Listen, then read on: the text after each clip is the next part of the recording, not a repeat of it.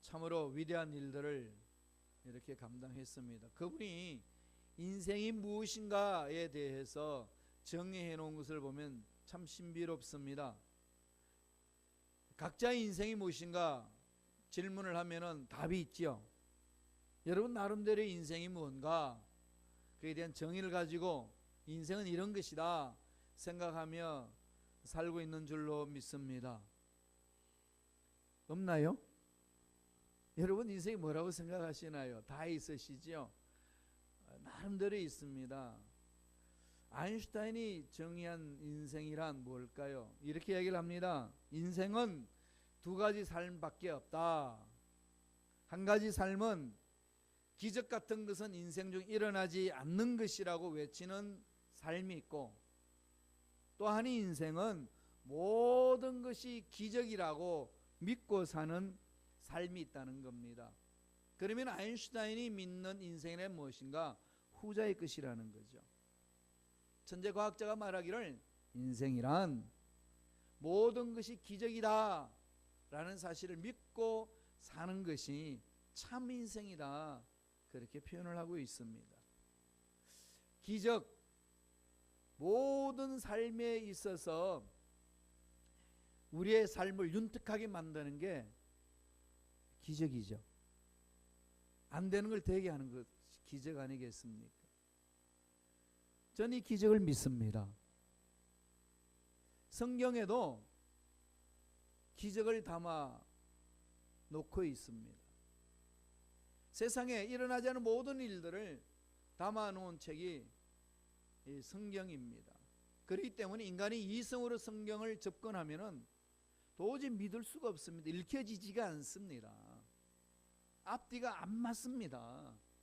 그래서 젊은 사람들에게 성경을 가르치면 그럽니다. 목사님, 이 성경에 있는 기적들을 믿을 수가 없는데 이 성경에 있는 기적을 다 빼놓고 그렇게 성경 공부하면 안 되겠습니까? 라고 묻는, 또 요구하는 젊은이들도 있습니다. 만약에 성경에 있는 기적들을 다 빼버리면은 뭐만 남을까요?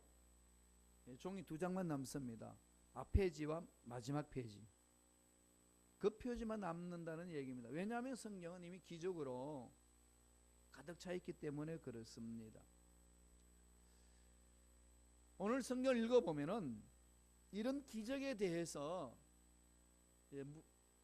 요청을 하는 내용입니다. 예수님에게 서기관과 바리새인들이 나와서 예수님, 당신은 정말 참 메시아라면은 좀 표적을 좀 보여주시오, 이 얘기입니다.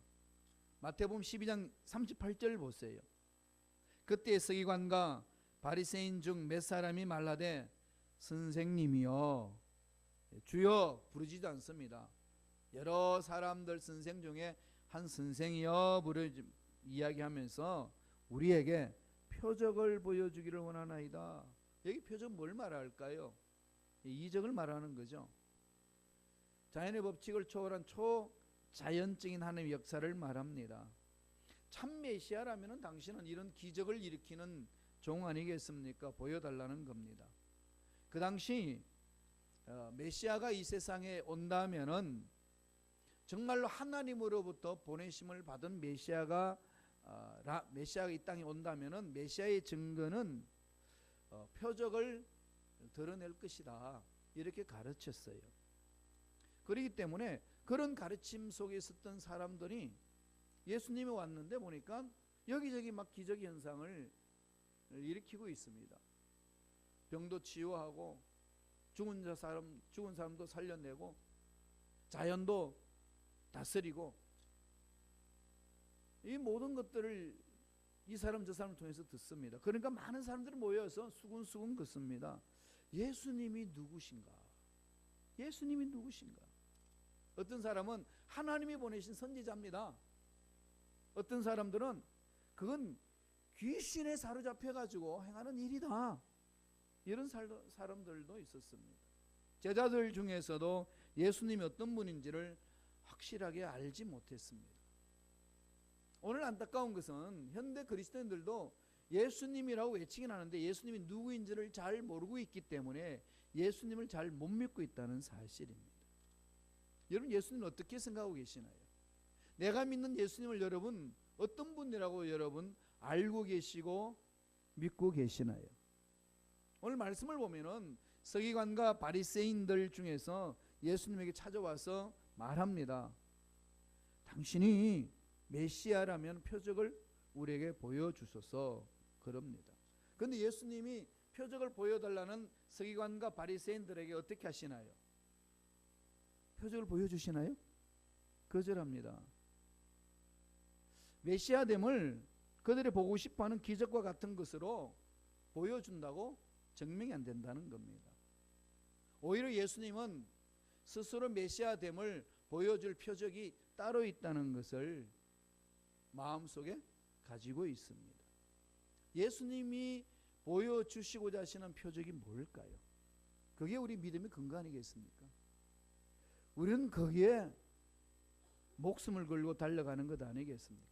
그래서 오늘 말씀을 통해서 참 표적이 무엇이며 참 표적이 아닌 것이 무엇인지를 말씀을 통해 살펴보면서 참 표적을 향하여 달려가는, 그 참 표적을 마음판에 새기고 그 참 표적을 향하여서 신앙생활하는 저와 여러분 되기를 간절히 축원합니다. 참 표적이 뭘까요? 그러기 전에 먼저 예수님은 표적을 보여달라는 사람들에 대해서 이런 말을 합니다. 음란한 세대의 표적이 있다는 겁니다. 음란한 세대의 표적이 뭘까요? 악하고 음란한 세대가 표적을 구한다, 이 얘기입니다.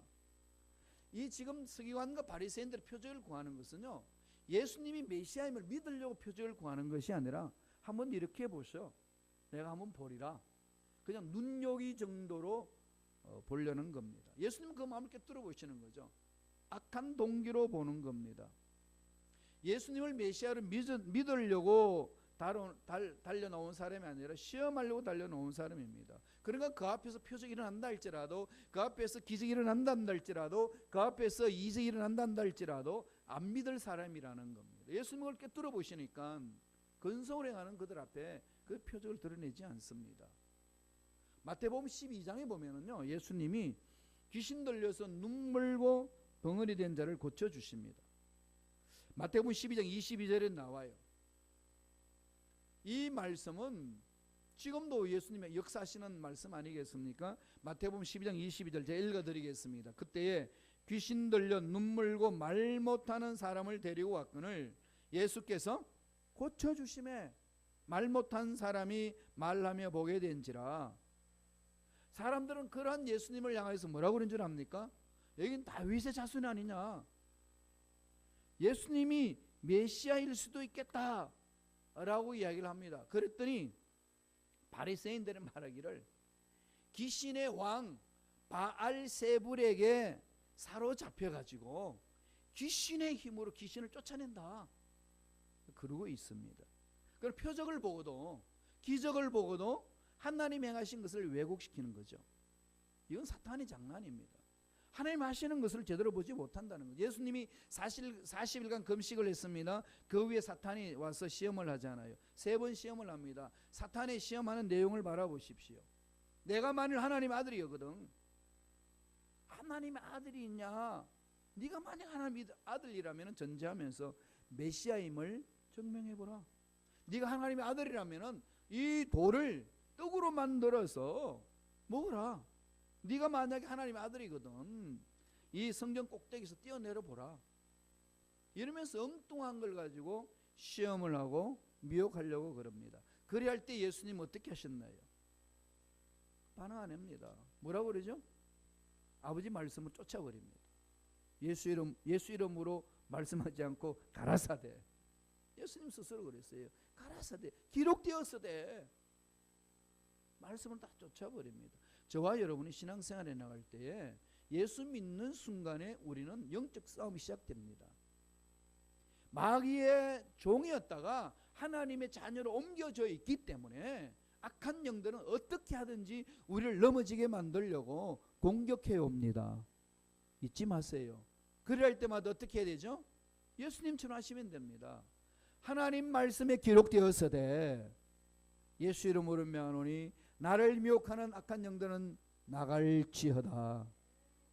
근데 거기 왔어요. 예수님 쫓아내 주옵소서. 그럴 필요 없어요. 예수 이름 권세에 있습니다. 집에 들어갈 때 불안하고, 사업장 들어갈 때 불안하고, 차 몰고 갈 때 불안해 나갈 때에 그냥 그 불안하도록 덜덜 떨지 마시고 담대하게 예수 십자가를 바라보시고 예수 십자가를 가슴팍에 품으시고 예수 이름으로 명하노니 내 마음에 불안하고 두려움을 주는 마귀는 사라질지어다. 명하시고 승리하시기를 바랍니다. 악한 영들을 다 쫓아버리잖아요. 주님은 그 모든 것을 꿰뚫어 보시고 그러는 거죠. 그래서 반응하지 않습니다.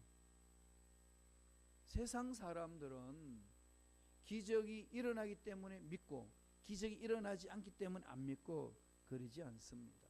그런 것을 꿰뚫어 보시는 주님이 오늘 마태복음 12장 39절에 이 말씀을 합니다. 다 같이 한번 읽어볼까요? 마태복음 12장 39절입니다. 읽습니다.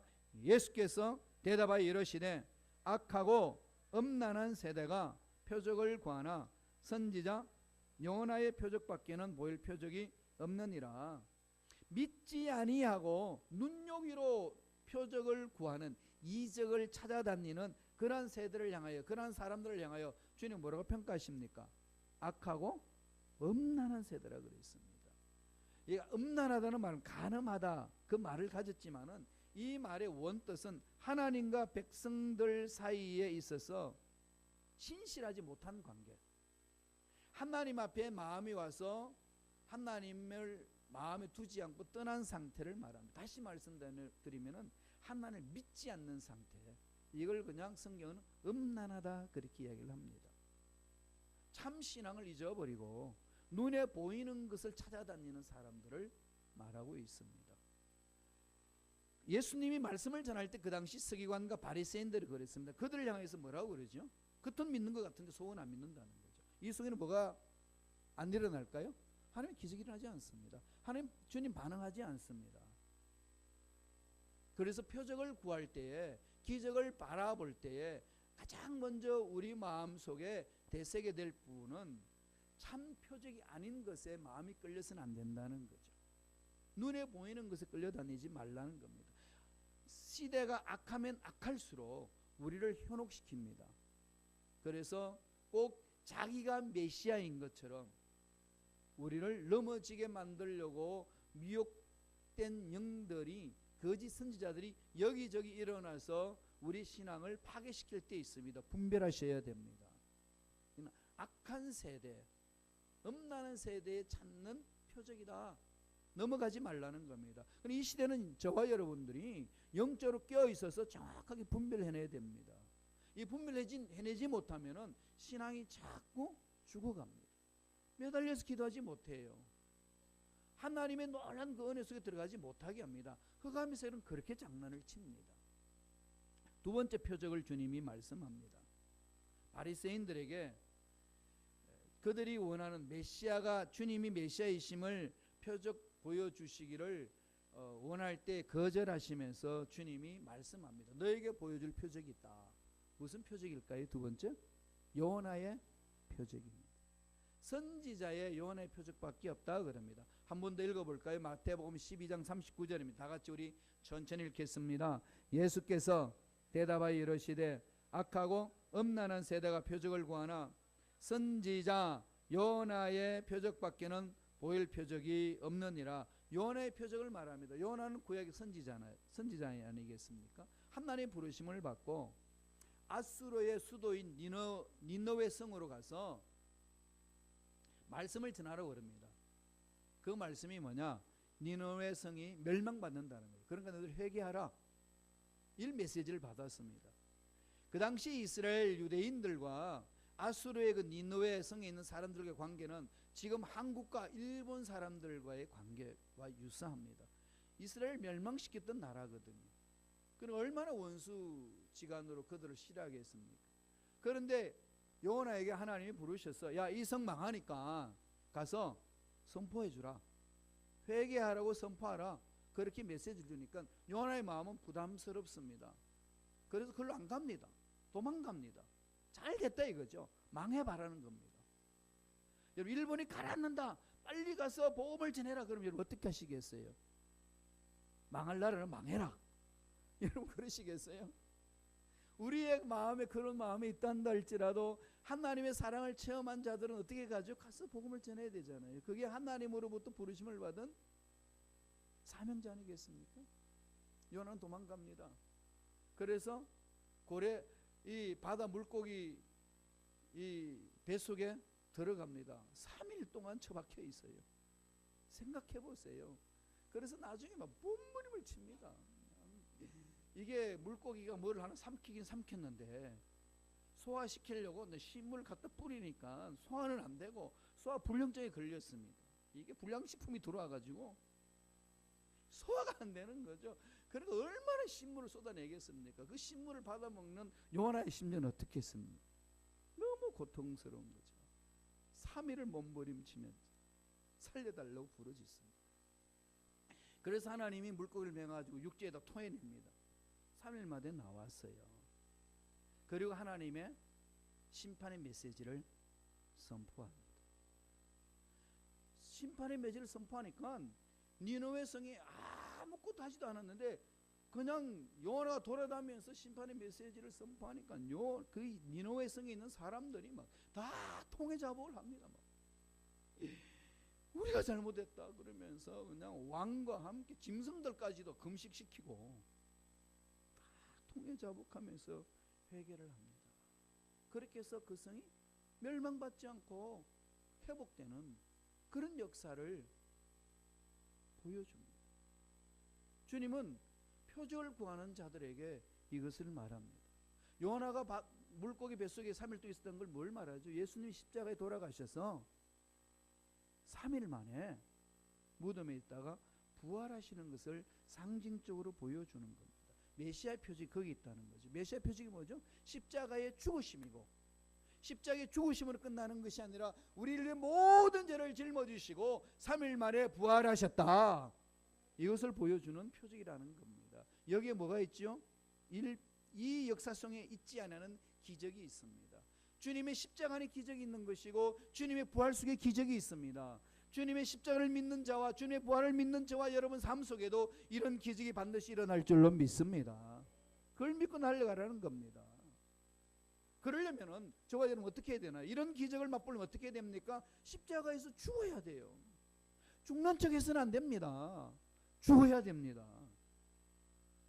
그런데 우리는 다 죽었는데도 왜 그렇게 잘 살아나죠? 좀 한번 돌아보세요. 너무나도 우리는 예수 안에서 다 죽었다고 그러는데 말 한마디에 그냥 얼마나 잘 살아나는지 모릅니다. 이런 상황 속에서 계속 반복되니까 죽지 아니함으로 부활의 기적을 맛보지 못하지 않습니까? 우리의 약함은 죽지 않기 때문에 그렇습니다. 우리가 죽으면 그 속에는 부활의 생명이 있습니다. 이 부활의 생명으로 어떤 상황이 와도 승리하는 저와 여러분 되길 간절히 축원드립니다. 예수를 믿어서 구원을 받았다는 사실만큼 더 기적적인 사건이 어디 있습니까? 왜 논합니까?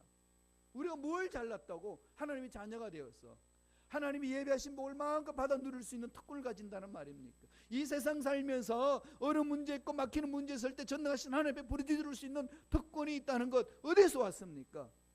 예수님이 다 죄를 짊어지시고 십자가에서 다 청산해 주셨기 때문에 그런 것 아니겠습니까? 따라서 구원을 받아 사는 자녀가 됐다는 사실은 날마다 주님의 은혜에 감격하는 자요 주님의 은혜에 빚진 자인 줄로 믿습니다. 그러므로 저와 여러분들은 날마다 이 빚진 자의 마음으로 세상을 사는 겁니다. 빚진 자의 마음을 가지면 우리 마음속에 불만 일어날 수 없습니다. 어떻게 하든지 나는 빚진 자로 주님의 은혜에 감격하며 어떻게 하면 빚을 갚으며 살 것인가, 날마다 그 사랑을 생각하며 사는 것 아니겠습니까? 주님의 십자가와 부활이야말로 최고의 표적입니다. 이것을 날마다 바라보시면서 내 삶 속에 하나님의 놀라운 능력이 날마다 일어날 줄로 믿습니다. 역사하여 주옵소서. 사모하고 부르짖음으로 승리를 맛보시길 간절히 축원드립니다. 마지막으로 주님이 우리에게 보여주시는 참 표적이 뭐라고 오늘 성서는 가르쳐 주나요?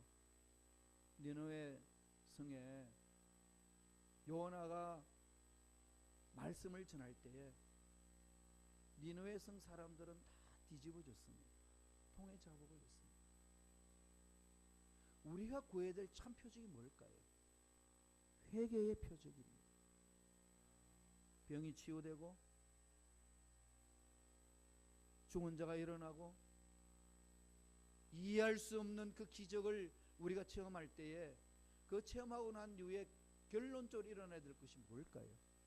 회개입니다. 회개예요. 날마다 자기 자신을 돌아보면서 잘못된 것들을 딱 토해내는 겁니다. 하나님이 우리에게 기적을 주시는 것은 궁극적으로 살리기 위한 것 아니겠습니까? 그저 놀란 사건이 일어났다, 그걸 보고 야 희한한 거구나 이런 것만 바라보고 그냥 감탄하고 있으라고 준 것 아닙니다. 하나님의 그 기적을 바라보면서 하나님이 살아계시는 거예요. 하나님이 그를 사랑해 주셨구나. 이 놀라운 사랑이 있는 삶 속에 나는 지금 어떻게 살고 있는가 자신을 돌아보면서 통해 자복하는 그런 놀라운 사건이 일어나야 된다는 겁니다. 주님 그걸 말하고 있습니다. 말씀을 볼까요? 마태복음 12장 41절입니다. 다 천천히 묵상하면서 읽습니다. 심판 때에 니느웨 사람들이 일어나 이 세대의 사람을 정죄하리니 이는 그들이 요나의 전도를 듣고 회개하였음이거니와 요나보다 더 큰 이가 여기 있으며, 예수님이 지금 말씀을 전하면서 비유적으로 비교하면서 설명하시는 거죠. 니느웨 사람들은 요나의 메시지를 듣고요 통해 자복을 했습니다. 그런데 예수님은 요나보다도 더 크신 메시아가 오셔서 말씀을 전하는데도 안 듣습니다. 그래서 마지막 날에 이들은 더 큰 심판을 받을 것이라는 그 얘기입니다. 그러면서 표적을, 하나님의 기적으로 온 표적을 바라보고도 딴소리를 하고 있습니다.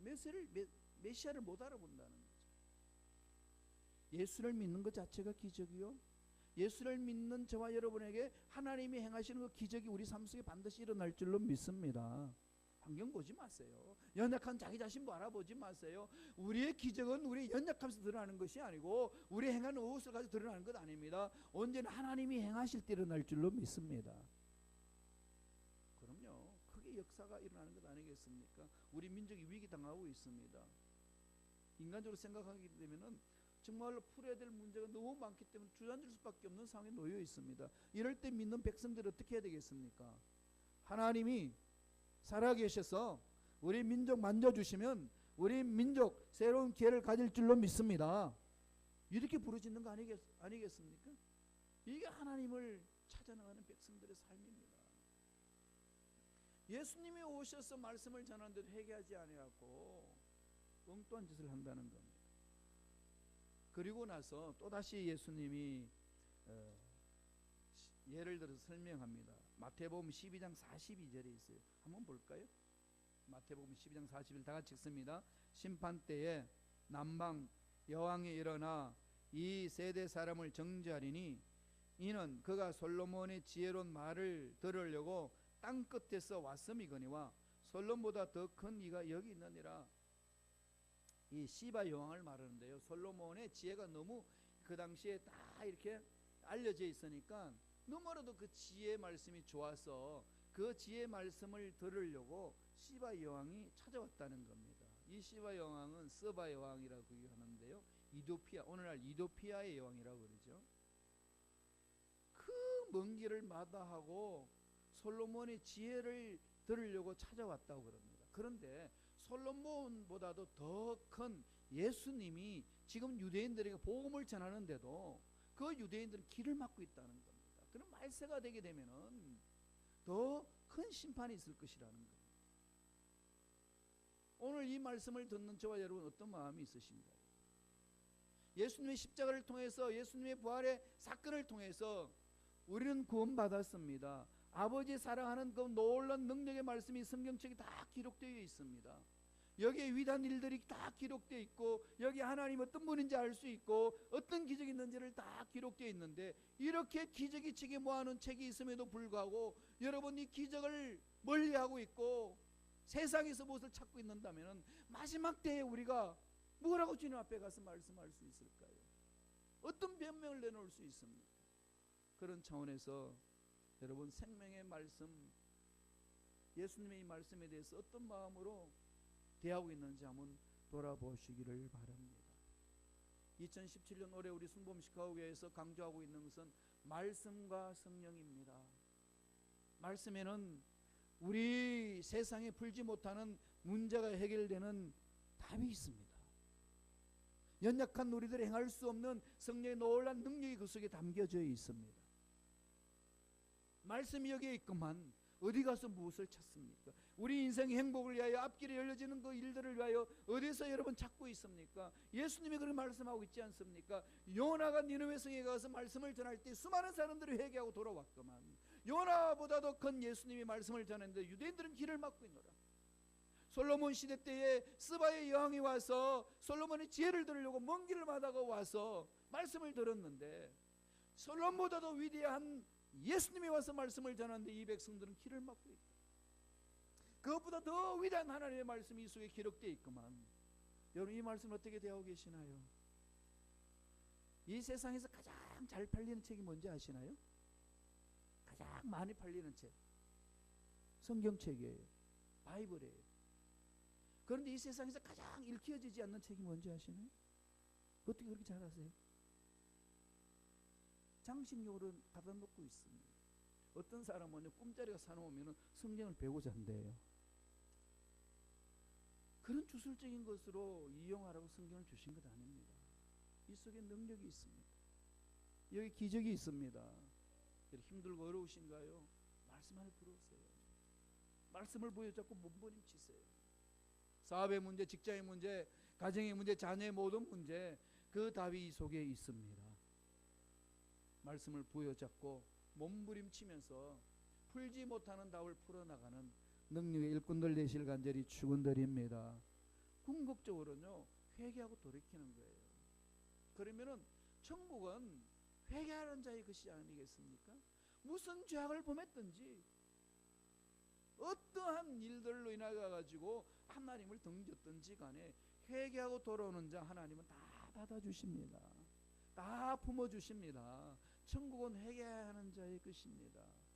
기적은 회개하며 나아갈 때에 또다시 그 기적을 맛볼 줄로 믿습니다. 그런 은혜가 저와 여러분 삶 속에 더 넘쳐날 간절히 축원드립니다. 사도 바울도 그걸 고백하고 있어요. 한번 말씀을 읽어볼까요? 고린도전서 1장 22절 24절입니다. 다 같이 한 목소리 천천히 읽겠습니다.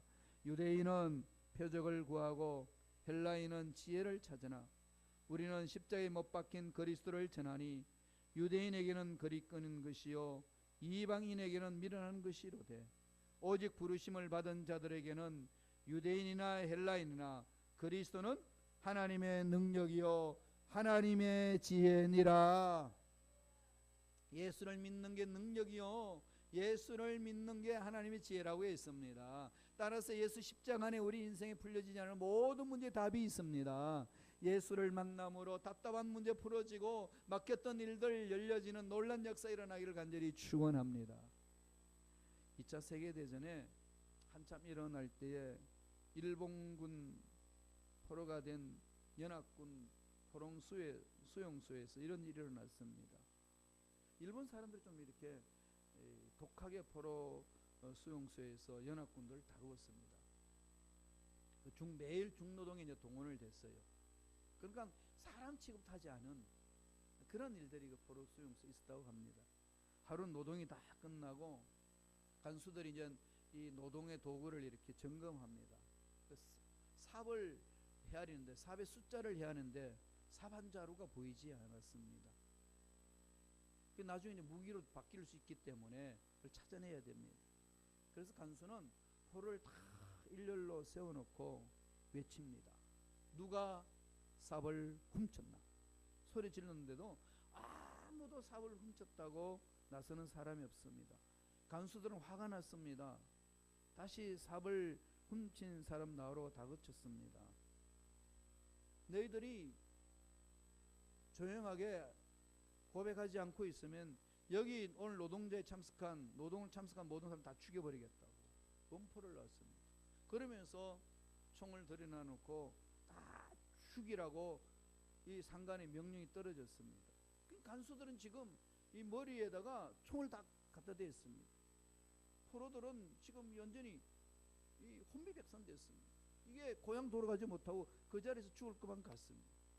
그럼 방아쇠가 당기기 전에 스코틀랜드에 온 병사가 앞으로 나왔습니다. 제가 훔쳤습니다.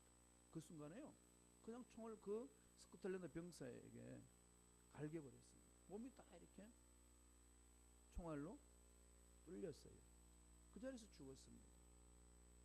그리고 나서 다 각자 이제 자기 막사로 갑니다. 그런데 포로 수용소에 도착한 간수들이 다시 삽의 숫자를 헤아렸습니다. 그런데 잃어버린 삽이 없었습니다. 조금 전에 간수들이 삽의 숫자를 잘못 헤아려서 그런 짓을 했습니다. 아무 잘못도 없는 스코틀랜드 병사는 다른 그 병사들을 살리기 위해서 모든 포로를 대신해서 죽은 겁니다. 자기 희생이 모두를 살게 한 것입니다. 이게 뭘까요? 스코틀랜드 병사는 다른 병사의 구원의 표적이 되었다는 겁니다. 한 사람의 그 표적이 모든 사람의 생명을 살린 겁니다. 아무 죄가 없는 병사가 그렇게 희생당했습니다. 아무 죄가 없인 예수님이 우리 모든 죄를 짊어지시고 십자가에 돌아가심으로 우리에게 구원받을 수 있는 길을 열어주셨습니다. 여러분, 영적으로 혼탁하고 혼란스러운 이 시대에 우리는 무엇을 붙들고 가야 될까요? 하나님의 지혜인 십자가를 붙들고 나아갈 때야만이, 아버지의 약속의 말씀을 붙들고 나아갈 때만이 승리할 줄로 믿습니다. 하나님이 주신 이 표적 가슴판에 새기고 날마다 잘못된 것 통해 자복하고 주님 앞에 올바로 서서 주님이 예배하신 놀란 복을 듬뿍 체험하고 누리고 나누는 믿음의 일꾼들 되시길 간절히 축원드립니다. 기도하겠습니다. 하나님 아버지, 죄로 인해서 영혼이 죽어서 소망이 없던 우리들, 주님의 십자가 지심으로 모든 죄에서 벗어나고 하나님의 자녀가 될 수 있도록 길을 열어주시고 특권을 주신 은혜에 감사와 찬양을 드리옵나이다. 이제 하나님의 자녀가 되었사오니 자녀답게 하나님이 우리에게 주신 표적을 날마다 마음판에 새기며 십자가를 바라보고 주님의 부활을 바라보며 날마다 승리를 누리는 믿음의 일꾼들 되게 역사하여 주옵소서. 감사하고 예수님의 이름으로 축복하며 기도드리옵나이다. 아멘. 우리 기도하기 전에 한번 찬양할까요? 우리가 구해야 될 참 표적이 뭐라고 그럽니까? 십자가입니다. 십자가의 기적이 있습니다. 주님의 부활의 기적이 있습니다. 그 모든 기적을 담아놓은 것이 하나님의 말씀입니다. 붙들고 가야 됩니다. 놓치지 마세요. 그래서 이제 우리 한번 고백해 볼까요? 내가 여태껏 주인 삼았던 거 다 내려놓고 주님을 주인으로 모시겠어. 말씀을 내 인생의 주인으로 모시며 살겠습니다. 우리 결심하면서 우리 찬양하겠습니다. 내가 주인 삼은 모든 것 내려놓고 주 대신 내 주 대신 주 앞에 나가 내가 사랑했던 모든 것 내려놓고 주만 사랑해. 찬양합니다.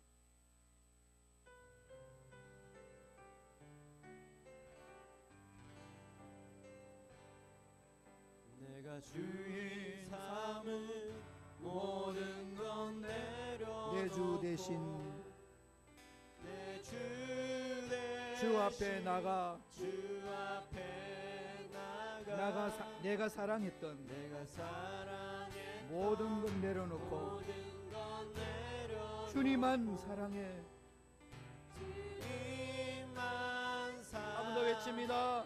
내가 주인 삼은 모든 것 내려놓고 내가 주인 삼은 모든 것 내려놓고 내 주 대신 내 주 대신 주 앞에 나가 내가 사랑했던 모든 것 내려놓고 주님만 사랑해. 주님만 사랑해.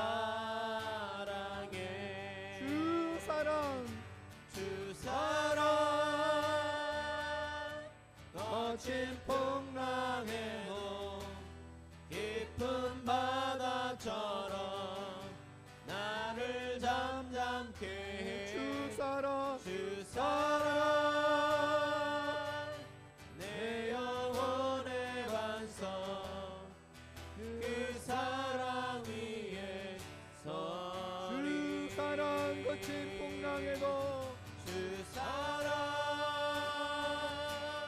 거친 풍랑에도 깊은 바다처럼 나를 잠잠케 나를 잠잠케 해. 주 사랑 주 사랑 내 영혼의 반석 그 사랑 위에 서리. 내가 주인 삼은 모든 걸 내려놓고 내가 주인 주님 삼은 십자가 바라보면서 모든 건 내려놓고 주님의 부활을 바라보면서 내 주님의 말씀을 마음판에 새기면서 주 앞에 찬양합니다. 나가 내가 사랑했던 내가 사랑했던 모든 건 내려놓고 주님만 사랑해. 주님만 사랑해. 내가 주인 삼은 모든 건 내려놓고 내가 주인 삼은 모든 건 내려놓고 내 주 대신 내 주 대신 주 앞에 나가 내가 사랑했던 모든 건 내려놓고 주님만 사랑해. 주님만 사랑해. 주 사랑 주 사랑 거친 풍랑에도 깊은 바다처럼 나를 잠잠케 해. 주 사랑 주 사랑 내 영혼의 반석 그 사랑 위에 서리. 조용하게 눈을 감고 주님 십자를 바라봅니다. 여기까지 온 인생 여러분 어떻게 오셨나요? 얼마나 행복해하고 얼마나 만족해하고 계십니까? 하나님은 살아계셔서 그렇게 우리를 행복하게 만들길 원하시고 그렇게 만족한 인생을 살도록 계획하고 계셨건만 우리는 어떻게 살고 있나요? 왜 그럴까요?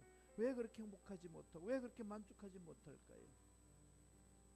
내 인생의 주인이 바뀌지 않기 때문에 그런 것 아니겠습니까? 우리 하나님 기도하기를 원합니다. 주님이 내 인생의 주인 되기를 원합니다. 주님의 십자가가 주님의 부활이 내 인생의 주인 되기를 원합니다.